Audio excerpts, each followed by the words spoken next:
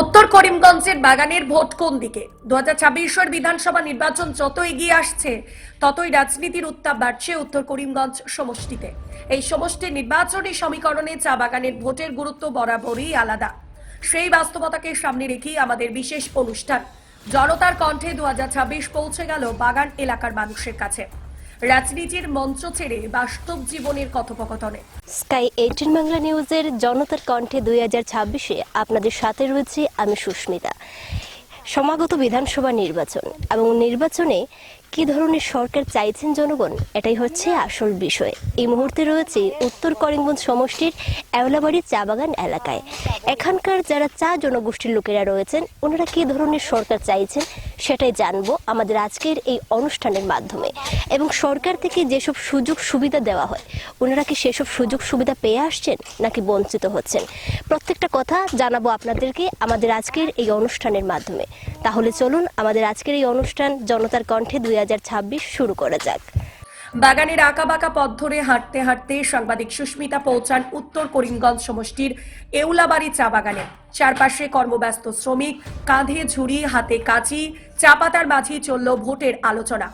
কাজের ফাঁকে ফাঁকে উঠে এলো প্রশ্ন, বর্তমান সরকারের আমলে তারা আদৌ কতটা সরকারি সাহায্য পেয়েছেন। কারো কথায় মিলল সন্তুষ্টি সুর, আবার কারো গলায় স্পষ্ট ক্ষোভ। রেশন, স্বাস্থ্য পরিষেবা, বাসস্থান, কাজের সুযোগ সবকিছুর হিসাব মিলিয়ে তারা ভাবছেন আগামী ভোটে কাকে সমর্থন করবেন। নমস্কার, স্কাই 18 বাংলা নিউজের জনতার কণ্ঠে 2026-এ আপনাদের সাথে রয়েছে আমি সুস্মিতা। সামনে বিধানসভা নির্বাচন, আর নির্বাচনে প্রত্যেক ভোটারের এক একটা ভোটেরও কিন্তু অনেকটা গুরুত্ব থাকে। এই মুহূর্তে আমরা দাঁড়িয়ে রয়েছি শ্রীভূমি শহর থেকে একটু দূরে এওলাবাড়ি চা বাগানে, যেখানে কর্মীরা কাজ করছেন বাগানে, এবং ওনাদের সাথে কথা বলবো, জানতে চাইবো যে সামনে যে বিধানসভা নির্বাচন, এই নির্বাচনকে ঘিরে ওনাদের কি পরিকল্পনা রয়েছে, ওনারা কি ধরনের সরকার চাইছেন, সব বিষয়ে জানবো। আমি আমার চিত্র সাংবাদিককে বলবো একটু জুম করে বিষয়টা দেখানোর জন্য। ওনারা কাজ করছেন এবং আমি দেখতে পাচ্ছি ওনারা খুব রোদের মধ্যে ওনারা কাজ করছেন, এবং কর্মীরা ওনারা চা পাতা গাছ কাটছেন। মূলত এই কাজ চলছে এখন। এবং সামনে বিধানসভা নির্বাচনে কিন্তু একজন ভোটারের এক একটা ভোটের অনেকটা গুরুত্ব থাকে। আমি ওনার সাথে কথা বলার চেষ্টা করব। দাদা, আপনাকে আমাদের চ্যানেলের প্রথমেই শুভেচ্ছা জানাই। জানতে চাইবো যে সামনে বিধানসভা নির্বাচনকে ঘিরে আপনাদের কি রয়েছে? নির্বাচনকে ঘিরে কি রয়েছে, নির্বাচনে তো আমরা নির্বাচনে আসলে পরে আমরা ভোট দিব। আজকের দিনে আমরা দেখতে পাচ্ছি আমাদের সরকার, যে বিজেপি সরকার যেভাবে আমাদের বাগানের প্রতি স্নেহ, মানব, ভালোবাসা, মমতা দিচ্ছে, আমরা অনেক খুশি আছি। কারণ আজকের দিনে আমরা দেখতে পাই বিগত প্রায় 70 বছর কংগ্রেস রাজ করেছে, কিন্তু আমরা এই ধরনের সুবিধা পাইনি। কিন্তু আজকে বিজেপি সরকার আমরাকে যে ফলো করছে, ওনাকে আমরা অন্তর থেকে ধন্যবাদ জ্ঞাপন করছি। কেননা আজকে প্রায় এই বাগানগুলানে দেখুন, যে কোনো ব্যাপারে শুধুমাত্র আমাদের যে নরেন্দ্র মোদী মহাশয় আমাদের বাগান ছাড়া কথাই বলে না। প্রতিটি মুহূর্তে আমাদের বাগানকে উনি শ্রদ্ধা করে, এবং আমাদের সিএম হেমন্ত বিশ্ব শর্মা মহাশয়, উনিও আমাদের প্রতি খুব আন্তরিক দেখাচ্ছে এবং আমাদের অনেক কিছু দিচ্ছে, ভবিষ্যতে আরও দিবে। এখন বর্তমানে আমরা শুনতে পেরেছি উনার মুখ থেকে, আমাদের সিএম স্যারের মুখ থেকে, যে কতদিনের পরেই আমাদেরকে কিনা যে মাটি পাট্টা দিবে। তাই আমরা খুশি, কারণ আজ অনেক 200 বছর হয়ে গেছে কিন্তু আমরা মাটি পাট্টা পাইনি। আমরা বাগানে 200 বছরের আগ থেকে কাজ করে আসছি, কিন্তু কোনো সরকার আমাদেরকে মাটি পাট্টা দেওয়ার কোনো স্বীকৃতি দেয়নি। কিন্তু আজকে বিজেপি সরকার আমাদেরকে যে মাটি পাট্টা নিয়ে করে যে স্বীকৃতি দিচ্ছে, ওনাকে ধন্যবাদ জানাই আমরা। আপনারা কি সব ধরনের সুযোগ সুবিধা পান? সব ধরনেরই পেয়ে যাচ্ছি, সরকারি যে সুবিধাগুলা এইগুলা পেয়ে যাচ্ছি। মনে করেন আজকে অ্যাম্বুলেন্সের যে আমাদের টিম এসে, সেই টিমটাও আমাদের সপ্তাহে আসে এখানে আমাদের ট্রিটমেন্ট করে চলে যাচ্ছে, এবং আমাদেরকে একটি অ্যাম্বুলেন্সও পর্যন্ত দিয়েছে আমাদের এই সিএম স্যার হেমন্ত বিশ্ব শর্মা মহাশয়। কিন্তু আগের দিনে কংগ্রেসে অনেক দিন আমাদের রাজনীতি করেছে, কিন্তু আমাদেরকে সেই সুবিধাটা দেয়নি। আজকের দিনে আমরা শহরতলি বাগান, এওলাবাড়ি চা বাগান, কিন্তু আমরা দেখতে পাই শহরতলি অবস্থা থাকাও সত্ত্বেও আমাদেরকে সিএম স্যারে আমরাকে একটা অ্যাম্বুলেন্স দিয়েছে। আমাদের প্রেগনেন্ট হলে কেউ তাড়াতাড়ি নিয়ে যেতে পারি, এবং সপ্তাহে সপ্তাহে আমাদেরকে অ্যাম্বুলেন্স, যে মোবাইল অ্যাম্বুলেন্স যেটা আছে সরকার থেকে দিয়েছে, উনি ওটাও আসে যে আমাদের সপ্তাহে সপ্তাহে আমাদেরকে চিকিৎসা করে যায়। অর্থাৎ আপনারা বিজেপি সরকার চাইছেন। বিজেপি সরকার ভালো কাজ করছে, সে সরকারকে দিতেই হবে আমাদেরকে। বিজেপি সরকার ভালো কাজ করছে, উনার সাথে থাকবো না তো কার সাথে থাকবো? মেন মুদ্রা হচ্ছে যিনি ভালো কাজ করবে ওনার সাথে আমরা আছি আর থাকবো ওনার সাথে। কারণ সিএম স্যার এই আজ আমরা শুনেছি আগামী 25 তারিখে আমাদেরকে 5,000 টাকা করে একটা চেক দিবে, যত পার্মানেন্ট ওয়ার্কার সবাই পাবে। তাই উনাকে এটা কি ধন্যবাদ দেওয়া যায় না? উনি আমাদেরকে দিয়ে যাচ্ছে, তো উনাকে ধন্যবাদ দেওয়া আমাদের কর্তব্য। কারণ আজকের দিনে দেখেছি গত যে পঞ্চায়েত নির্বাচনে আমাদের পঞ্চায়েত তরফ থেকে আমাদের বাগানের যে ড্রেনগুলা, এইগুলাও আমাদের এন্ডেকার মাধ্যমে দিয়ে গেছে, কিন্তু আগে সেগুলা ছিল না। তো এগুলা দেখার পরে কি ওনাকে ধন্যবাদ দিব না? এগুলা যেগুলা কাজ করে যাচ্ছে, এগুলা তো বাস্তব। যে কাজ করবে, আপনি যদি আমাদের জন্য ভালো কাজ করে, আপনাকেও তো আমাদের সেই ধরনের আমরা স্নেহ মমতা দিতে লাগবে। সেই জন্য আজকের দিনে বিজেপি সরকার অত্যন্ত আমাদের বাগান, অল আসামের বাগানগুলাতে যে পরিমাণে আমাদেরকে স্বীকৃতি দিচ্ছে। আজকে আপনারা একটা জিনিস চিন্তা করেন, আমরা বিগত 70 বছর এই কংগ্রেস সরকার রাজ করে আসছিলেন, কিন্তু আমাদের আদিবাসী 4 জনগোষ্ঠীর কোনো স্বীকৃতি ছিল? কোনো নাম গন্ধবাস ছিল না। কিন্তু আজকে নাম গন্ধবাস উঠছে। কেন উঠছে? আমাদের বিরসা মুন্ডা, উনি আমাদের ইংরেজদের সঙ্গে কিভাবে লড়াই করে এই দেশকে স্বাধীন করেছিল, সেই বিরসা মুন্ডার নাম পর্যন্ত আমরা কেউ আজ ভিডিও পর্দামে বা পর্দাতে কিছুতে আমরা দেখতে পাই না। আজকের দিনে বিজেপি সরকার আসার পর থেকে বিরসা মুন্ডার আমরা নাম শুনছি। আমাদের ভগবান বিরসা মুন্ডা, যে আমাদের ইংরেজকে খেদিয়ে আমাদের এই ভারতবর্ষ স্বাধীন করেছিলেন, উনার নাম আমরা দেখতে পাচ্ছি। আজকে আরো গৌরবের কথা বলতে পারি, বিজেপি সরকার আসার পর থেকে আমাদের আদিবাসী যে মহিলা দ্রৌপদী মুর্মুকে আমাদের আজকের ভারতবর্ষের প্রথম নাগরিক হিসাবে রাষ্ট্রপতি রূপে যে নির্বাচিত করে উনাকে জয়ী করেছেন, সেটা তো আমাদের গর্বর কথা। সেটা তো আমাদের আদিবাসীর লোক, উনি আজকে আমাদের রাষ্ট্রপতি। আমরা জানি যেটা, যে রাষ্ট্রপতি যিনি হয় উনি সর্বপ্রথমে নাম্বার 1 লিস্টের নাম থাকে উনার। উনি আজকে আদিবাসীকে স্বীকৃতি দিচ্ছে। কে দিচ্ছে? এই বিজেপি সরকারে দিচ্ছে। তাই বিজেপি সরকারকে ধন্যবাদ দিব কি, উনার জন্য যত কিছু করতে লাগে আমরা এই আমাদের চা শ্রমিক উনার সাথে আছি আর থাকবো আমরা। ধন্যবাদ আপনাকে। লোকসভা হোক বা বিধানসভা, প্রত্যেকটা নির্বাচনেই কিন্তু বাগানের ভোটারদেরও একটা গুরুত্ব থাকে, এবং ওনাদের সাথে কথা বলে যেটা জানতে পারলাম যে ওনারা বিজেপি সরকারকে চাইছেন, কারণ বিজেপি সরকার বাগানের যারা শ্রমিক আছেন, বাগানের যারা জনগণ আছেন, ওনাদের জন্য অনেক কিছু করছেন। বিভিন্ন সুযোগ সুবিধা থাকে, আমরা কখনো কখনো দেখতে পাই সেগুলো সুযোগ সুবিধা থেকে বাগানেরা মানুষ রয়েছেন তারা বঞ্চিত হয়ে যান।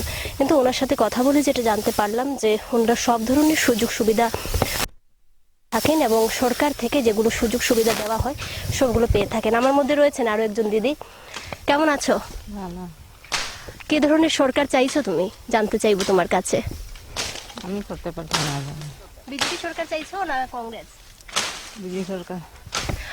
উনিও যেটা বললেন যে উনিও বিজেপি সরকার চাইছেন, এবং ওনারা কাজে ব্যস্ত, যান্ত্রিকতার যুগে ওনারা কাজে ব্যস্ত, সারাদিন ওনারা কাজ করেন, পরিশ্রম করে খেটে খান।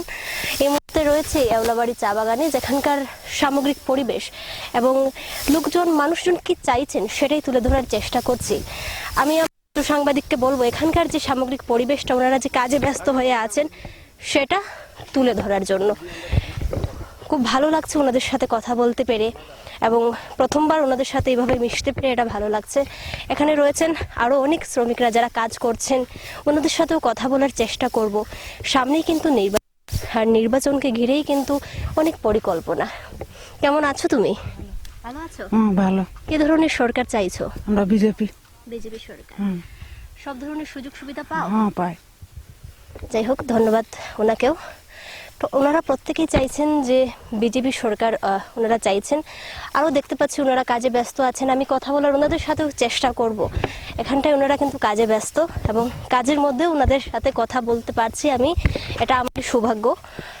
দেখতে পাচ্ছি ওনারা কাজে ব্যস্ত হয়ে পড়েছেন, চা পাতা কাটা চলছে, চা পাতার গাছ থেকে ওইগুলো ওনারা কাটছেন, কাজে ব্যস্ত হয়ে পড়েছেন বাগানের যারা শ্রমিকরা আছেন।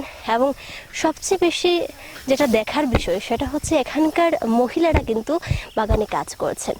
কখনো কখনো ক্ষেত্রে দেখা যায় কোনো কোনো ক্ষেত্রে যে পুরুষরা কাজ করছেন, কিন্তু এখানে আসলে দেখা যায় যে পুরুষদের তুলনায় মহিলারা বেশি কাজ করছেন। ওনারা বাগানে এই রোদের মধ্যে পুড়ে ওনারা কাজ করেন এবং ওনারা পুরুষদের সমতুল্য বলা যায়। এই যে এত রোদের মধ্যে ওনারা কাজ করছেন সেটা দেখে সত্যিই ভালো লাগছে। আরো রয়েছেন, ওনাদের সাথে কথা বলার চেষ্টা করব। কেমন আছো দিদি? ভালো আছো? কি ধরনের সরকার চাইছো? বিজেপি সরকার না কংগ্রেস সরকার? বিজেপি। বিজেপি সরকার। সব ধরনের সুযোগ সুবিধা পেয়ে থাকো সরকার থেকে? যাই হোক, ওনাদের সকলের একই মত, ওনারা বিজেপি সরকার চাইছেন। বিজেপি সরকার কাছ থেকে ওনারা বিভিন্ন ধরনের সুযোগ সুবিধা পেয়ে থাকেন, যেটা উনি প্রথমেই বললেন যে আগে যে সরকার ছিল সেই সরকার ওনাদের তেমনভাবে গুরুত্ব দেওয়া হয়নি। বাগানের যারা লোক ছিলেন, শ্রমিকরা ছিলেন, ওনাদের নাম কোথাও দেখা যায়নি। এবং ওনাদের সাথে কথা বলে জানতে পারলাম যে ওনারা চাইছেন বিজেপি সরকার এবং ওনারা কাজে ব্যস্ত সকলেই। দেখতে পাচ্ছি যেটা এই যান্ত্রিকতার যুগে ওনারা কাজে ব্যস্ত হয়ে পড়েছেন। আরো একজন দিদি রয়েছেন আমার মধ্যে। কেমন আছো দিদি? একটু উঠে আসো, এখানে একটু উঠে আসার জন্য বলবো, একটু উঠে আসো। কি ধরনের সরকার চাইছো তুমি আগামী বিধানসভা নির্বাচনে? বিজেপি সরকার চাইছো না কংগ্রেস সরকার? না, বিজেপি সরকার। বিজেপি সরকার। সব ধরনের সুযোগ সুবিধা পেয়ে থাকো সরকারের কাছ থেকে? ঘর বাড়ি পেয়েছো? যাই হোক, ওনাদের সাথে কথা বলতে পেরে ভালো লেগেছে। এবং ওনারা কি ধরনের সরকার চাইছেন, সামনে কিন্তু বিধানসভা নির্বাচন, আর নির্বাচনকে ঘিরে বাগানের লোকেদের কি মতামত রয়েছে সেটা আমরা জানতে পারলাম। বাগানে কাজ চলতে চলতেই অল্প সময়ের চা বিরতিতে জমে উঠল রাজনীতির আড্ডা। বিজেপি সরকারের আমলে বাগান অঞ্চলে কি পরিবর্তন এসেছে আর কোন প্রতিশ্রুতি এখনো অপূর্ণ, সেই আলোচনা ঘুরে ঘুরে ফিরে এলো। অনেকে জানালেন প্রকল্পের কথা শোনা গেলেও বাস্তব জীবনে তার প্রভাব সব জায়গায় সমান নয়। ফলে এবারের ভোটে আবেগের চেয়ে অভিজ্ঞতাকে বেশি গুরুত্ব দিতে চাইছেন তারা। এতক্ষণ নিচে ছিলাম, ওনারা কাজ করছিলেন সেই দৃশ্য আপনাদের মধ্যে তুলে ধরলাম। এখন ওনারা বিশ্রাম নিচ্ছেন, কয়েকজন এখানে বসে আছেন এবং চা খাচ্ছেন। ওনাদের সাথে আড্ডা দিতে আমিও চলে আসলাম। কেমন আছো দিদি? ভালো আছি। ভালো আছো? দেখো, সামনেই তো বিধানসভা নির্বাচন। হ্যাঁ, আমাদের আজকের এই অনুষ্ঠান কিন্তু বিধানসভা নির্বাচনকে নিয়েই।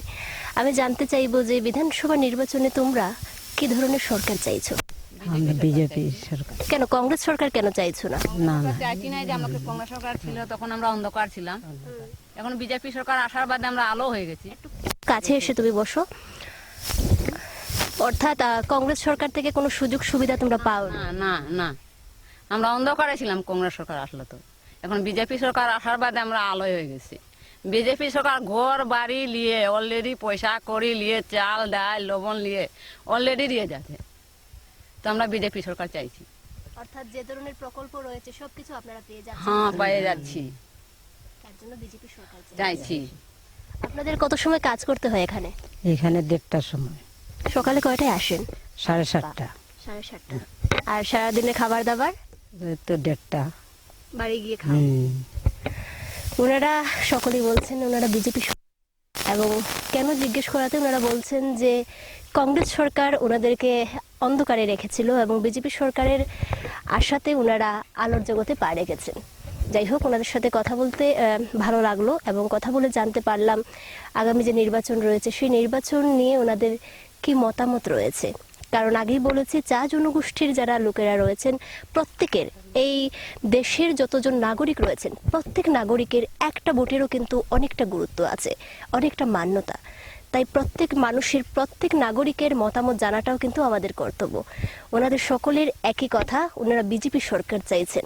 অর্থাৎ কংগ্রেসের আমলে ওনারা কোনো কিছুই পাননি এবং বর্তমানে আমাদের মোদী সরকার আসাতে প্রথমেই দাদা বলেছেন যে মোদী সরকার ওনাদের জন্য অনেক কিছু করছেন, যা জনগোষ্ঠীর লোকেদের আগে থেকেও তেমনভাবে গুরুত্ব দিত না। কিন্তু এখন বিজেপি সরকারের আমলে ওনারা নানা ধরনের, বিভিন্ন ধরনের যা সুযোগ সুবিধা রয়েছে সবগুলো পেয়ে আসছেন। ওনাদের সাথে কথা বলে ভীষণ ভালো লাগলো।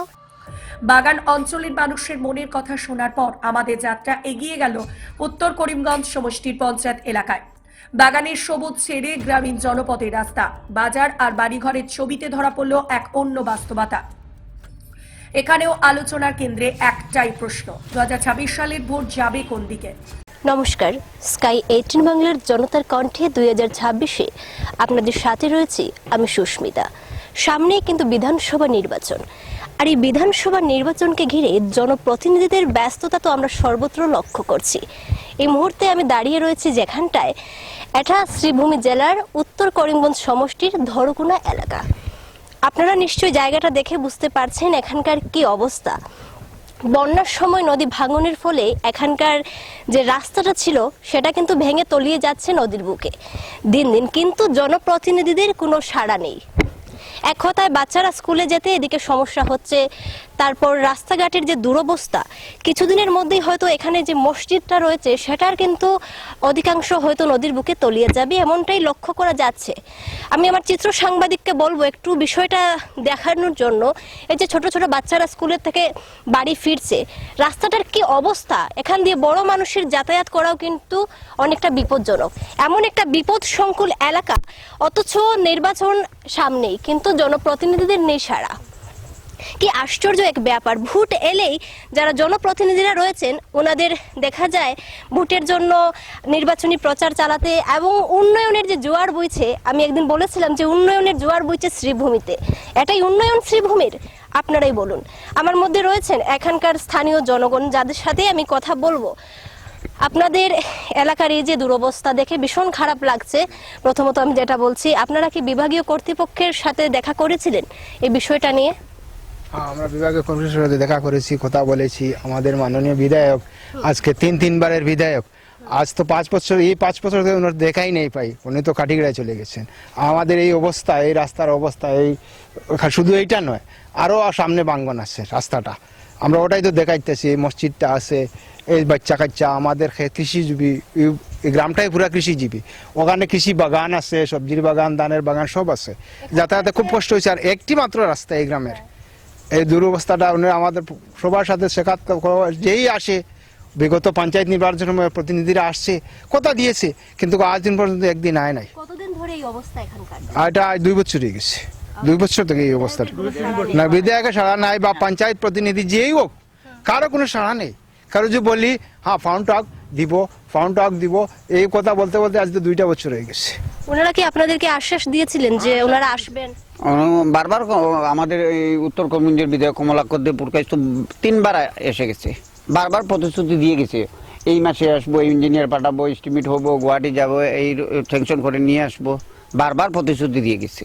কিন্তু দেখা যাচ্ছে যেটা এই যে অবস্থা, দুরবস্থা, এই কিছুদিন আগে একটা অ্যাক্সিডেন্ট, একটা বাচ্চা স্কুল যাওয়ার সময় এখানে পরে হসপিটালে অ্যাডমিট করেছি। এই সব দুরবস্থা চলছে। কিন্তু বর্তমানে যেটা দেখা যাচ্ছে যে এখানকার যত সময় যাচ্ছে কিন্তু নদীর বুকে তলিয়ে যাচ্ছে জায়গাটা। এই আপনারা তো নিজেই প্র্যাকটিক্যালি দেখেন না কি অবস্থা চলছে। 3বার হাঁচু সাঁকো তৈরি করি, ওই দেখেন একবার ভাঙিয়ে গেছে, সাঁকো তৈরি করছি, আবার তৈরি করছি, আবার এই অবস্থা। আর যে বর্ষার সিজন আসার পরে আমাদের মসজিদটা ভাঙিয়ে দেবো। অসুস্থ রোগীদের নিয়ে এই অসুস্থ রোগীরা সময়, এটা তো আর আসে, হাতে তুলিয়ে নিয়ে যেতে হয়।